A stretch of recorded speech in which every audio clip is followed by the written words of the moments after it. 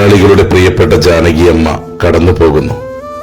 ഓർത്തിരിക്കാൻ ചേർത്ത് വയ്ക്കാൻ ഒരു പിടി നല്ല ഗാനങ്ങൾ മലയാളികൾക്ക് സമ്മാനിച്ച് അനുഗ്രഹീതമായ സ്വരമാധുര്യവും ആലാപന സിദ്ധിയുമായി മലയാളികളുടെ ഹൃദയങ്ങളിൽ ഇടം നേടിയ തെന്നിന്ത്യൻ വാനമ്പാടി എസ് ജാനകി അന്തരിച്ചു. ഓർമ്മകൾക്ക് മുന്നിൽ, നൽകിയ സംഗീതത്തിനു മുന്നിൽ പ്രണാമം.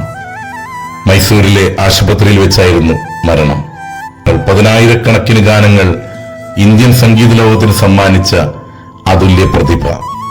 ആന്ധ്രാപ്രദേശിലെ ഗുണ്ടൂർ ജില്ലയിൽ 1938 ഏപ്രിൽ 23-നായിരുന്നു എസ് ജാനകിയുടെ ജനനം. പിതാവും മാതാവും ചെറുപ്പത്തിലെ നഷ്ടപ്പെട്ട ബാല്യം.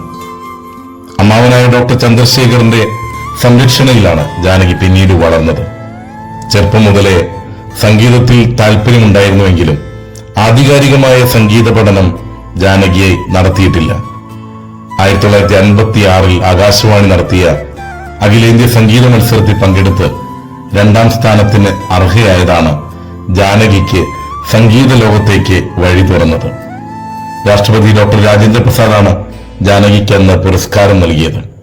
പിന്നീട് സംഗീത ലോകത്തേറെ സജീവമാകുന്നു.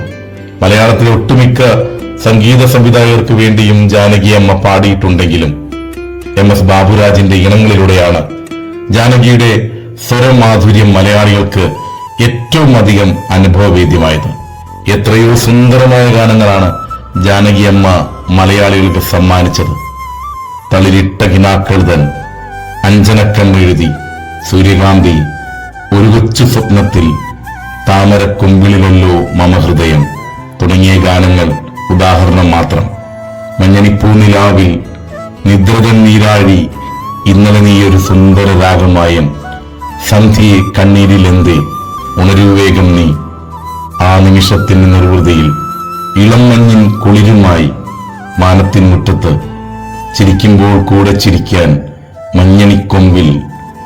അങ്ങനെ എത്രയോ സുന്ദരമായ ഗാനങ്ങൾ.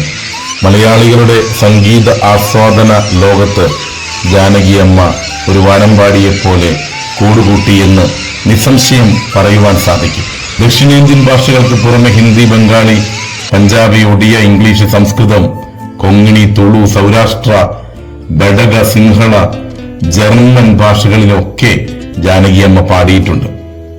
അവാർഡുകളും പുരസ്കാരങ്ങളും അനുമോദനങ്ങളും ഒരുപാട് തേടിയെത്തിയ ഒരു ഗായികയായിരുന്നു എസ് ജാനകി. മികച്ച ഗായികയ്ക്കുള്ള ദേശീയ അവാർഡ് 4 തവണയാണ് എസ് ജാനകിക്ക് ലഭിച്ചത്. ഓപ്പോൾ എന്ന സിനിമയിലെ ഏറ്റുമാനൂർ അമ്പലത്തിൽ എന്ന് തുടങ്ങുന്ന പാട്ടാണ് 1981-ലെ ദേശീയ അവാർഡിന് ജാനകിയെ അർഹയാക്കിയത്. ഒരു തവണ തെലുങ്കുമാണ് അവർക്ക് ദേശീയ പുരസ്കാരം സമ്മാനിച്ചത്. മികച്ച ഗായികയ്ക്കുള്ള കേരള സംസ്ഥാന അവാർഡ് 11 പ്രാവശ്യവും, ആന്ധ്ര സർക്കാരിന്റെ അവാർഡ് 10 പ്രാവശ്യവും, തമിഴ്നാട് സംസ്ഥാന അവാർഡ് 7 പ്രാവശ്യവും, മികച്ച ഗായികയ്ക്കുള്ള ഒഡീഷ സർക്കാരിന്റെ അവാർഡ് 1 തവണയും എസ് ജാനകിക്ക് ലഭിച്ചു.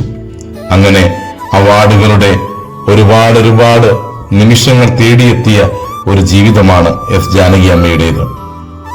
2017-ൽ മൈസൂരിലെ മാനസ ഗംഗോത്രി ഓപ്പൺ എയർ ഓഡിറ്റോറിയത്തിലായിരുന്നു എസ് ജാനകിയുടെ അവസാന സംഗീത നിശ. ഇനി പൊതുവേദിയിൽ പാടില്ലെന്ന് അവർ അവിടെ പ്രഖ്യാപിച്ചു. ജാനകിയുടെ അവസാന സിനിമാ ഗാനവും മലയാളത്തിലായിരുന്നു. 2016-ൽ പുറത്തിറങ്ങിയ 10 കൽപ്പനകൾ എന്ന ചിത്രത്തിൽ.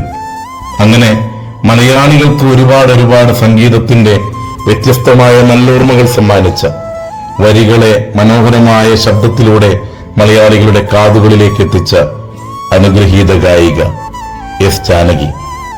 ജാനകി അമ്മയ്ക്ക് പ്രണാമം.